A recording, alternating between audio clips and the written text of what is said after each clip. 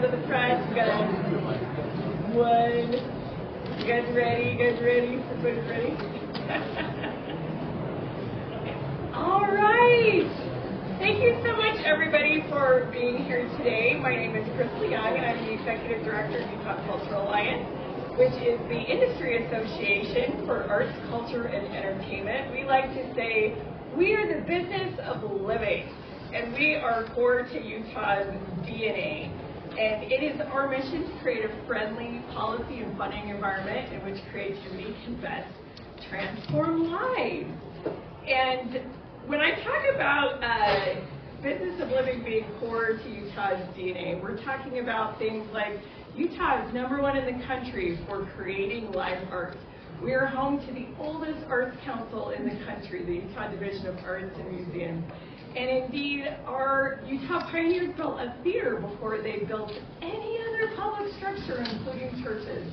And this has been part of our story for thousands of years in our state as well. And so today I am pleased to be joined by wonderful members of our legislature, President Adams, Speaker Wilson. We also have a number of our cultural caucus chairs. So we have Senator Collmore in the back, Representative Holland, Senator Escamilla, Representative Moss, right here, who are wonderful champions in both chambers. And speaking today will be President Adams, Speaker Wilson, Matt Castillo with Salt Lake County Arts and Culture, Vicki Borns with Utah Division of Arts and Museums. And we are pleased to be releasing the economic impacts of the cultural industry for 2021. And this is a very exciting report for us because last year's report, 2020, while those numbers were still very important, very significant, that was not such a good year for our industry.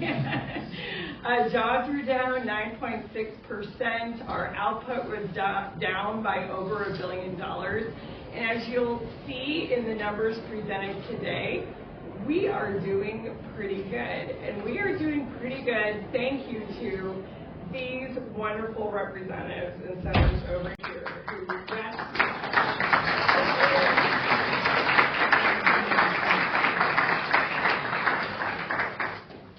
and it wasn't just the support, the emergency support through COVID that has made such an important impact for our industry. They also have been making important increases in nonprofit cultural arts funding through our grant programs, into our K-12 education programs, and it's really working. The ACPSA, which is the Art Cultural Production Satellite Account through the Bureau of Economic Analysis, in 2011, Utah was 8th for value added to GDP, and we were 13th for overall share of compensation and 5th for overall share of employment. And now we are 4th for employment, 5th for compensation, and 8th for value added to GDP. So that is quite a lot of progress since we started this experiment in 2019. Of course, I want to be #1, so we'll get there. And last night, we honored President Adams with our Lifetime Cultural Achievement Award. Speaker Wilson received this award in 2019. And we are so honored and thank all of you from the bottom of our hearts for continuing to invest in this state and in this industry and in really the magic that this brings to Utah. And so with that, I will turn it over to our first speaker, President Adams, and he will be followed by Vicki Borns with Utah Division of Arts and Museums, who's one of our partners on this report. She will be followed by Matthew Castillo with Salt Lake County Arts and Culture, who is our other partner in the data project. And wrapping us up will be Speaker Wilson. Thank you.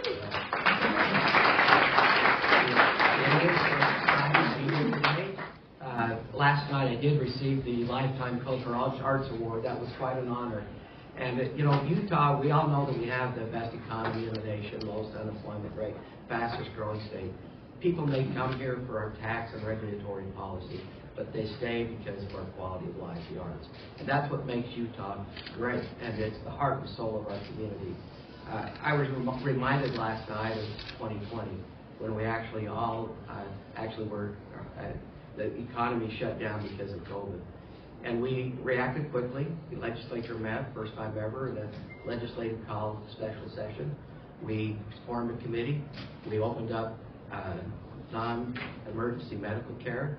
We opened up our gyms, our hair salons, all those things May 1, 2020.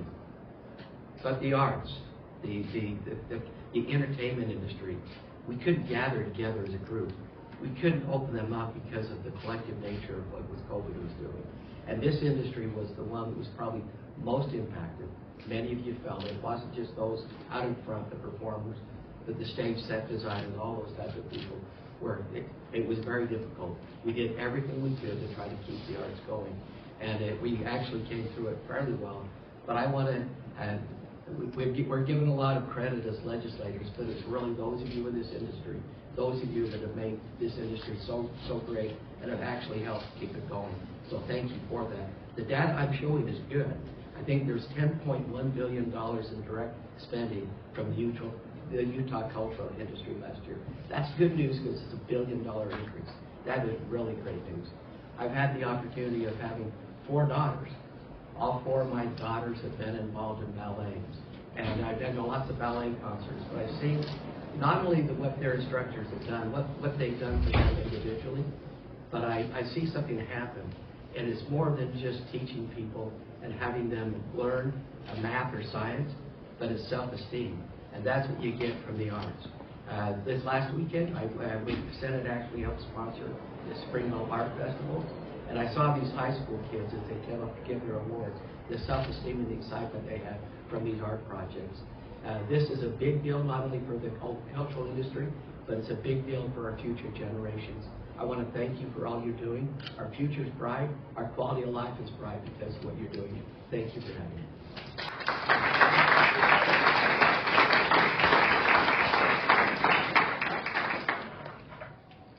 Hello, I'm Vicki Martins with the Utah Division of Arts and Museums.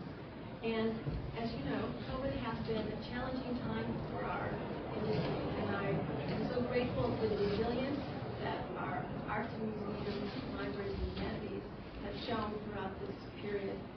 So thank you also to the generous investment of nearly $40 million into our cultural industry from the Utah State Legislature. That has made an incredible difference for our cultural community. Cultural sector jobs have nearly rebounded from their 2020 losses. Specifically, cultural sector jobs in the advertising, marketing, and photography business sectors added the greatest number of new jobs. While jobs in the performing arts, museums, motion pictures, film recording, broadcasting, and publishing have yet to reach pre-pandemic levels. I am proud to announce, though, that nationally we are fourth for cultural industry employment share of total state employment. So again, I am grateful to be here today and for our partnership with the Ken Gardner Policy Institute, the Utah Cultural Alliance, Salt Lake County Arts and Culture for documenting the impact that our cultural community does. Thank you so much.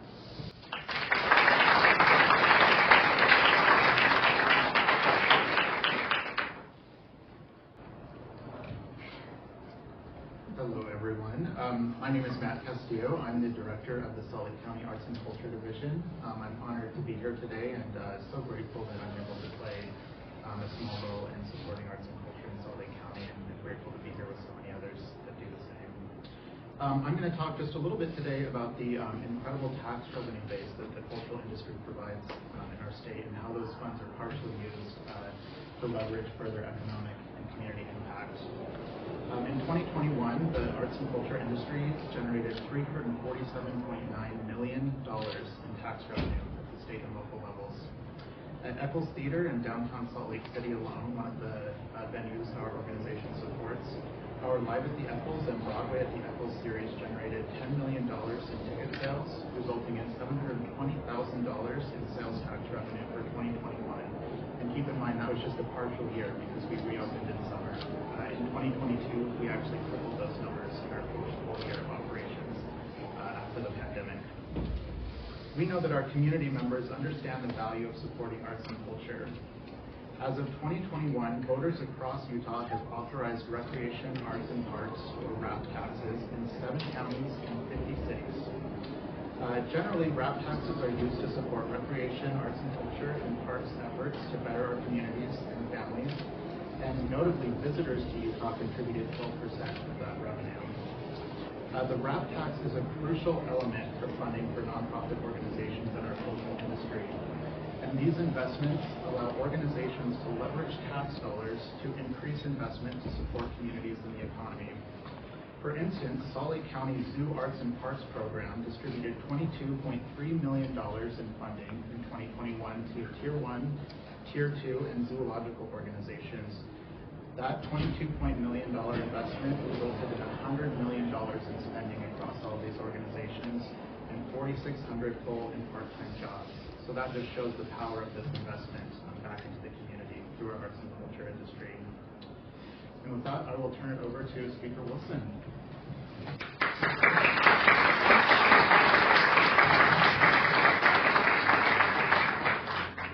Thanks, Matt. It's great to be with all of you today. Can I just, real quick, who in here works in the arts and cultural area? A lot of people. Well, we're really glad to have you at the Capitol today. And there's a lot of you, I think, out there. You're kind of a rowdy bunch.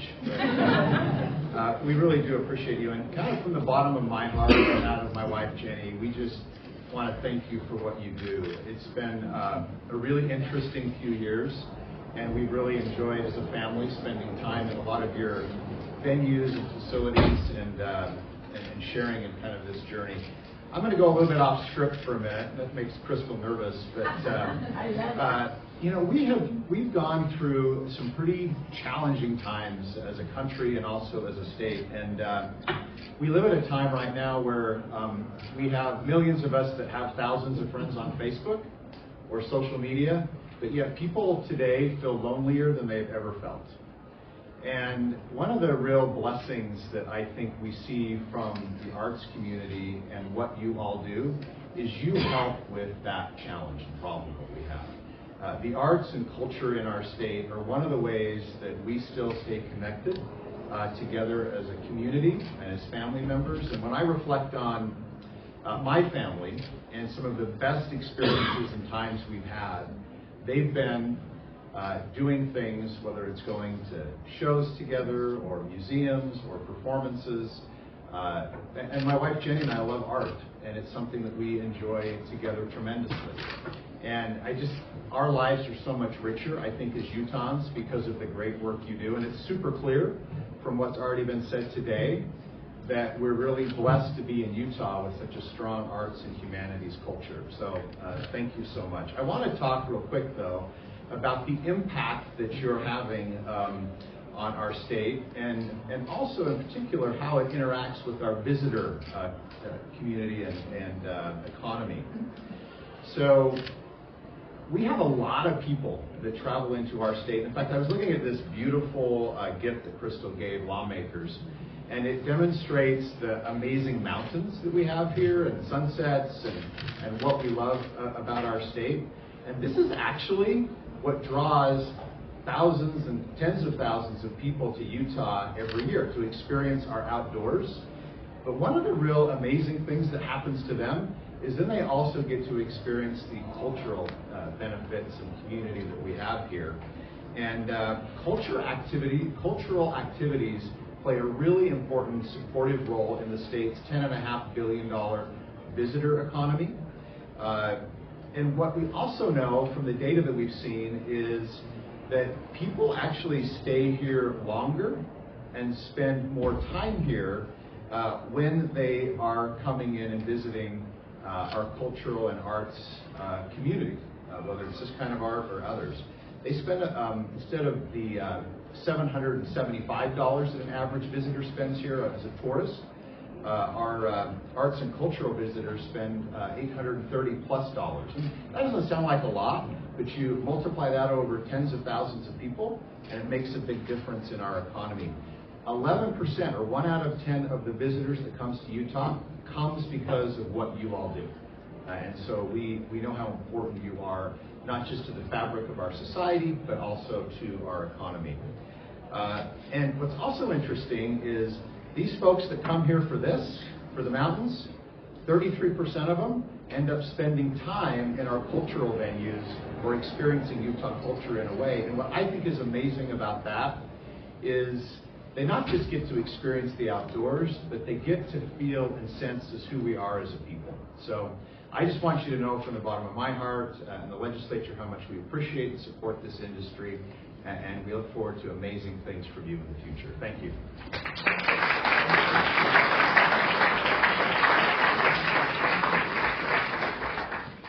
I love it when Speaker Wilson goes off script. That always gets us in the heart. I want to thank everybody for coming. And our final words is the outcome that we're trying to accomplish here is, for one thing, accomplishing all this amazing economic impact in our state and talking about the impact of the industry in a quantitative point of view. And while these numbers are important, all of this impact is important, I think the greatest impact that we have as an industry is the impact in our lives, the impact to our families and our communities and our children, the impact to our brain and our character development and the memories that we make together when we combine into these activities. And that's what we want to leave you with, that it is our work and our focus to bring that impact and transform lives on a daily basis so that people can bring what they gain from arts and culture into their jobs, families, and communities. So thank you so much.